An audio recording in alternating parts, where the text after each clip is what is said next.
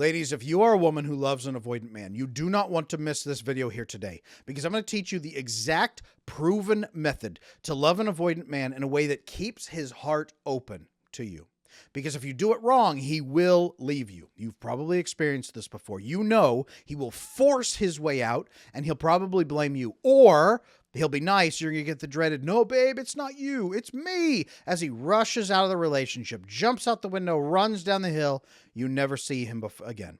If you don't want that to happen, stick with me. I'm going to show you in this video how to prevent it. I am Adam Lane Smith, the attachment specialist. Loving an avoidant man, guys, is not easy. I know. I have worked extensively with avoidant men. I've worked extensively with the women who love them. I have a coaching practice. Before this, I did therapy for years and years and years with these individuals. I know it's hard to give them love when they are trying to run away from love. I get it.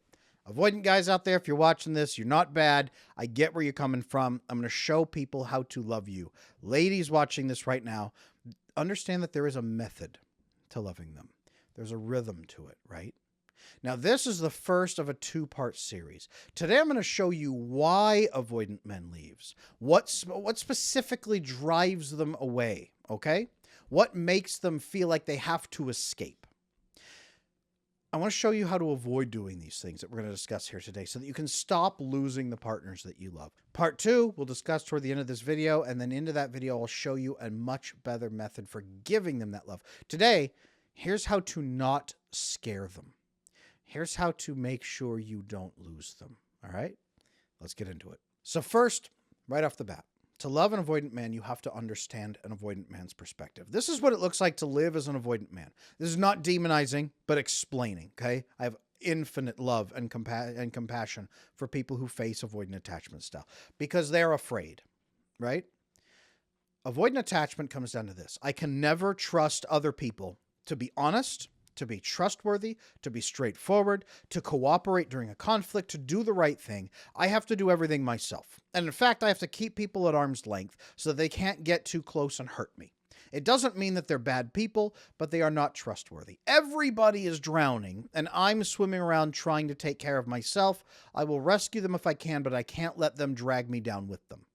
This is very much the avoidant mindset. You avoid because you do not believe other people will ever be fair with you or will ever be trustworthy during a conflict. Okay? Avoid. But then you also avoid deeper intimacy and entanglements because those inevitably lead to consequences and conflict, and then they're close enough to hurt you.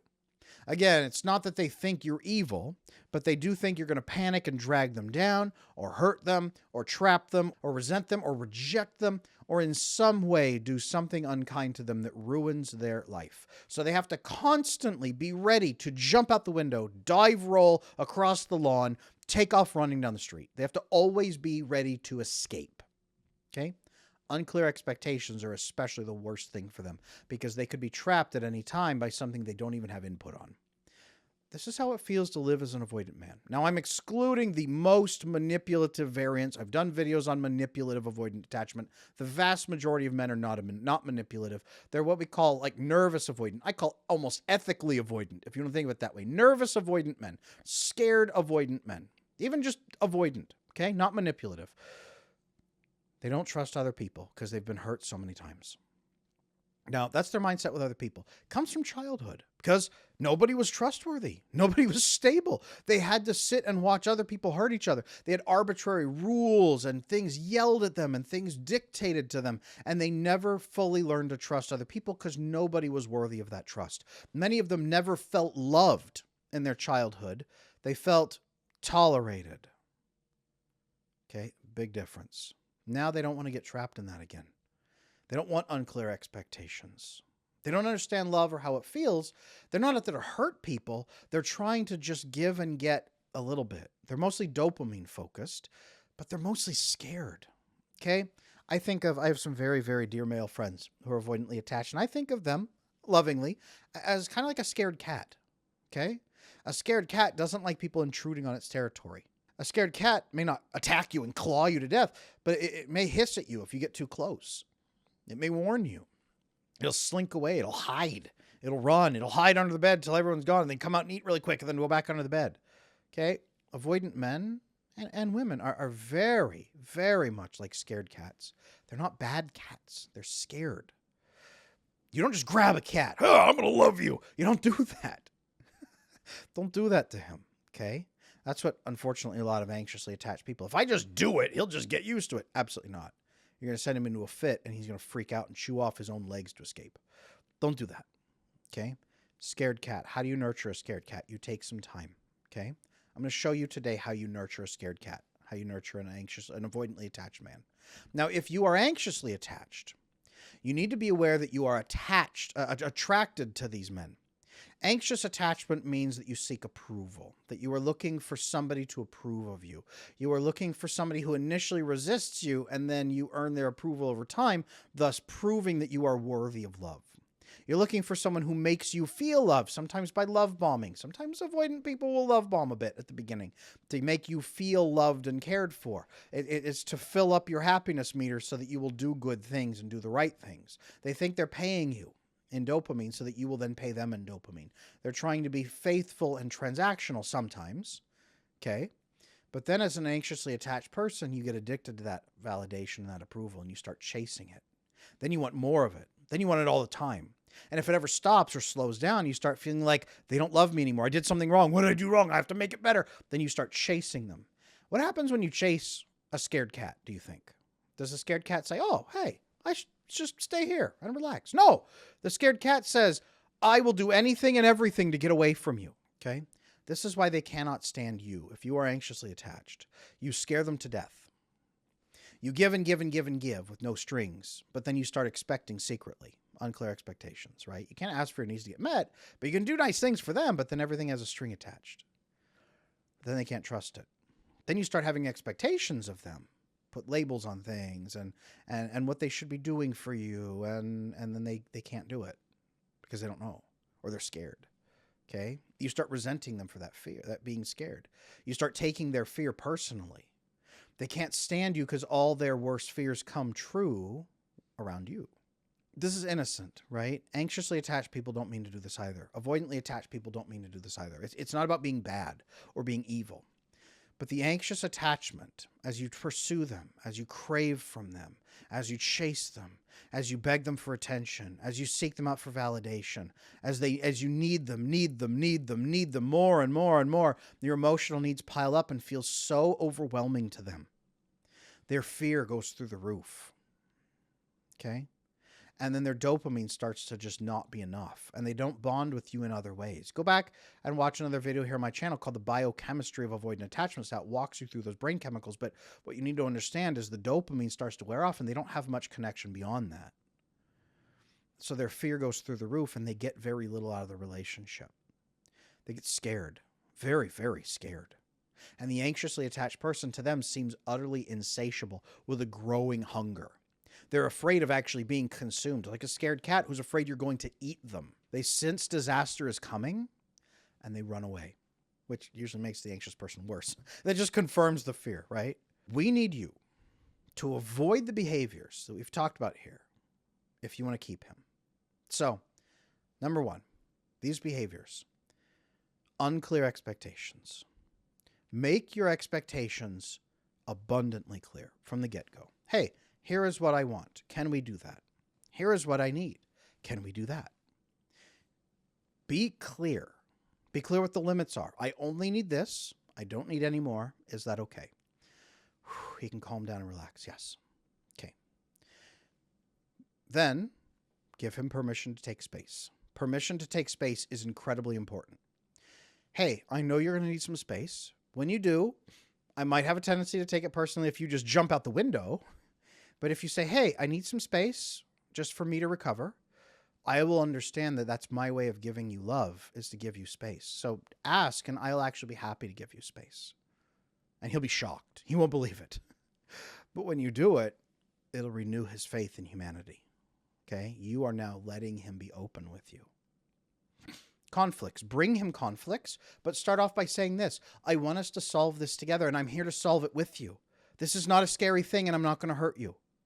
Let's work on this together, and let's resolve it. And he'll say, what? And then he'll ease into it and go, Oh, you're actually working with me? That's confusing. Why would you do this? Right? He'll ease into it. Encourage him to share his needs by sharing yours with him, and then expressing to him how sharing his needs would make you feel loved and safe. This is shocking news to most avoidant men. When a woman says, when you share your needs with me, it actually makes me feel safe because I have something to give to you, and I know that you have a need that I can help you with. And avoidant men are like, no, that's not how it works. Yes, it is. When you share that with them, they are stunned. Share with them why their needs are so important, okay?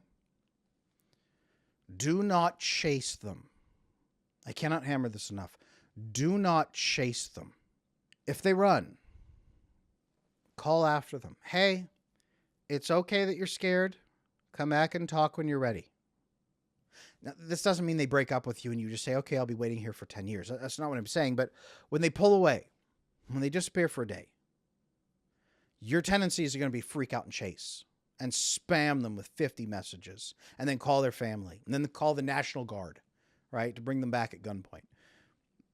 Hey, you know what? We haven't talked. Felt a little bit disconnected. I want you to have some space.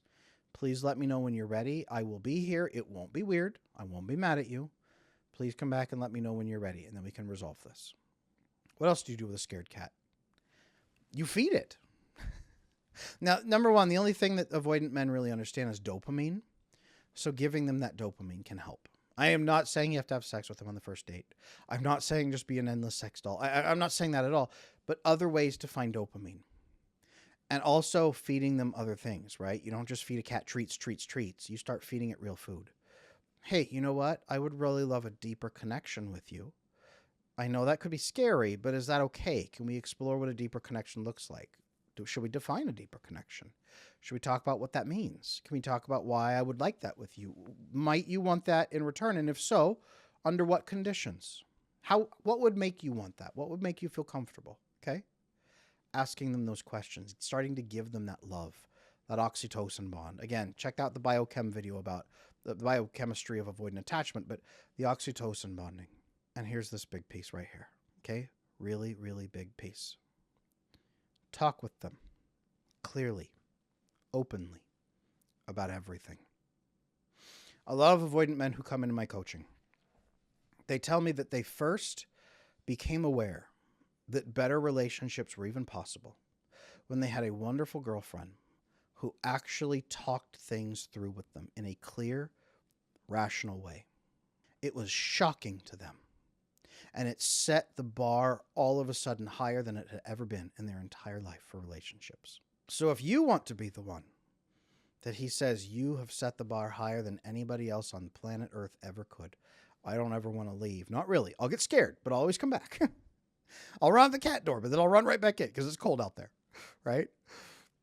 If you want that, be the one that shows him that you will work with him in reason and in care so that he feels safe. One of the best things you can do. Be clear, be open with how you feel, be very transparent so nothing is unsaid, everything is explicit, everything is honest, everything is on the table, and he never worries. Because scared cats, they're not just scared for no reason. They're scared of what might hurt them. If you show him there is nothing here that will hurt him, you become his peace. You become his peace of mind, his peace in his heart. That's what you need to do to stop driving him away. Okay? Now avoid these bad things. Avoid these, and they're not bad, they're not evil, but avoid these things that will scare him. And the best thing I can tell you is this. To do all of this and facilitate it all, do your own attachment work. If you have anxious attachment yourself, become securely attached so that you do not chase, so that you have all these skills you need to build this bond, to relax, to calm and settle in, and to be what he needs, and then to guide him and invite him into a more loving relationship. Be that peace for him by being peaceful and secure yourself first. Do this, okay? Do this, and your relationship can be incredible. Build that relationship that way. And that's how you can stop them from running away. Because nobody else will ever give them what you have given them. Now, like I said, avoiding these things, avoiding doing these wrong behaviors, this clears the way for you to do the good things next time that I'm going to talk about that keep him, that nurture him, which I know is what you really want. You don't want to trap him and then have him in a cage and say, oh, look at the cat. No, you want to hold him and love him and nurture him and feed him in ways he has never been fed and see how he thrives and see how he grows. You don't just want to be his peace. You want to be his home so that he can come home when he needs to. I know that's what you want. So calm the cat down and then give him love. That's the next part in the series. Part 2, how to love an avoidant man. Come back for part 2 because I will show you how to give him exactly what he needs from you.